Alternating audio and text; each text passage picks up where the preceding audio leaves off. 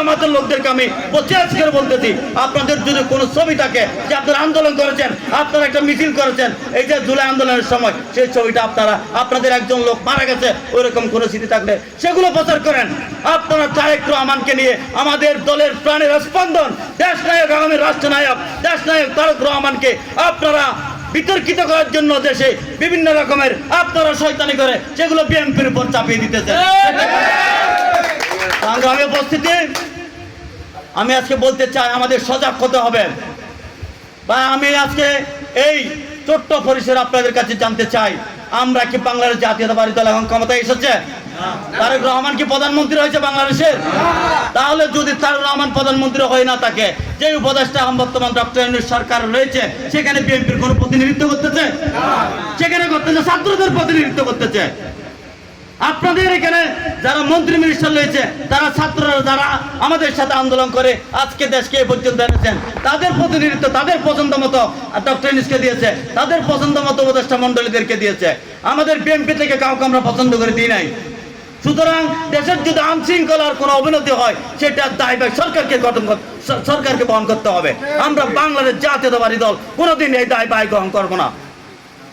আমি প্রশাসনের দৃষ্টি আকর্ষণ করতে চাই, আপনারা আমাদের যত রকমের সহযোগিতার প্রয়োজন হয়, যদি আমাদের দলের কেউ নৈরাজ্য করে, কেউ চাঁদাবাজি করে, কেউ ইয়াবা ব্যবসা করে, কেউ মাদকের সাথে জড়িত থাকে, তাহলে আমাদের সাথে আপনারা যদি আমাদের কোনো সহযোগিতার প্রয়োজন হয় আপনাদের পাশে আমরা ইনশাল্লাহ সব সময় থাকবো, আপনাদেরকে সহযোগিতা করব। এর বাইরে আমাদের কোনো কিছু করার নেই। সুতরাং যারা আজকে বিভিন্ন রকমের আমাদের দেশনায়ক তারেক রহমানকে নিয়ে বিভিন্ন রকমের ষড়যন্ত্রে লিপ্ত আছেন, আপনাদের ষড়যন্ত্র নস্যাৎ হয়ে যাবে। আপনারা যদি দল করেন, নতুন একটা দল হয়েছে এখন বর্তমান শিশু দল নামে পরিচিত। আর ভাই দল করবেন কি জন্য? রাজনীতি করার জন্য। রাজনীতি মানে কি? গণতন্ত্র। গণতন্ত্র মানে কি? মানুষের ভোটের অধিকার। তাহলে যদি ভোটে না হয় তাহলে আপনার দল করে লাভ কি? আপনাকে যদি ভালোবাসে, এখানে তো বিএনপি সরকার তো নির্বাচন দেবে না, নির্বাচন দেবে আপনারা যাকে পছন্দ করে দিয়েছেন, যে ডক্টর ইউনূস সরকারের নেতৃত্বে আপনাদের উপদেষ্টা মন্ডলী এখানে আছে, তাদের নেতৃত্বে একটি ভোট হবে, তাদের নেতৃত্বে একটি নির্বাচন হবে। তাহলে সেই নির্বাচনে যেতে আপনাদের ভয় কিসের? সেই নির্বাচনে বিএনপি কিভাবে চুরি করে ক্ষমতায় আসবে? আপনারা এগুলো কিসের মিছিল দেন? আপনাদের সব বাংলাদেশের জনগণ জানে, বাংলাদেশের জনগণে বুঝে।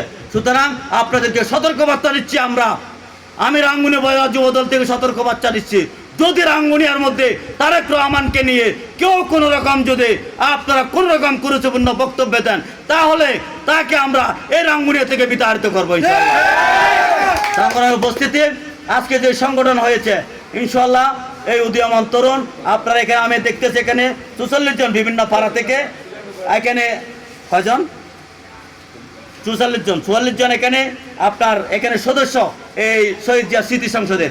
আমি সকলকে একটি আহ্বান জানাবো, এটা হলো রাজনৈতিক সংগঠন না, শহীদ জিয়া স্মৃতি সংসদ আমাদের হৃদয়ের স্পন্দন।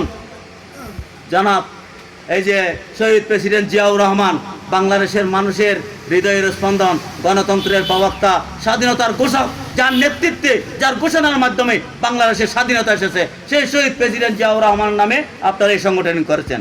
সুতরাং এই সংগঠনের মান মর্যাদা রক্ষা করা আপনাদের নৈতিক দায়িত্ব।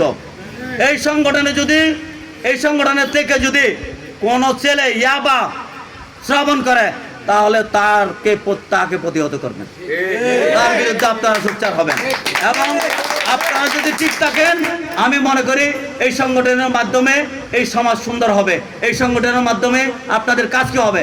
একটা মেয়ের বিয়ে হইতেছে, আপনারা আমাদের কাছে আসবেন, আমরা ওই মেয়েকে বিয়ে দেবো। এই সংগঠনের কাজ। কেউ দুর্ঘটনা হয়েছে, কেউ আহত হয়েছে, একটা গরিব লোক আছে, এদেরকে সহযোগিতা করতে হবে সংগঠনের মাধ্যমে।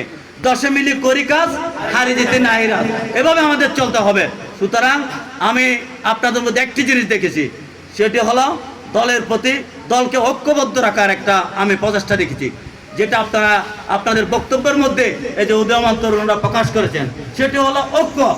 আমরা বাংলাদেশ জাতীয়তাবাদী দল করি, বাংলাদেশ জাতীয়তাবাদী দল থেকে আমি বারবার বলে আসতেছি, আমাদের পছন্দের থাকতে পারে, কেউ কুতুব আব্বাসকে পছন্দ করতে পারে, কেউ কুম্মাম কাদেরকে পছন্দ করতে পারে, কেউ আরো অন্য নেতৃবৃন্দদের পছন্দ করতে পারে। সেটা হলো আমার ব্যক্তিগত ব্যাপার, সেটা আমার মনের ব্যাপার, সেটা আমার ভালোবাসার ব্যাপার, আমার তা উক্ত ব্যক্তি এবং আমার মধ্যে ভালোবাসার একটা স্পন্দন, সেটা তো রাজনীতির মধ্যে হলো আমার দল থেকে যাকে নমিনেশন দেবে, বাংলাদেশ জাতীয়তাবাদী দল দেশনায়ক তারেক রহমান এই রাঙ্গুনিয়ার মাটিতে যাকে নমিনেশন দেবে, আমরা সবাই ঐক্যবদ্ধভাবে তাকে তার পক্ষে আমরা কাজ করব।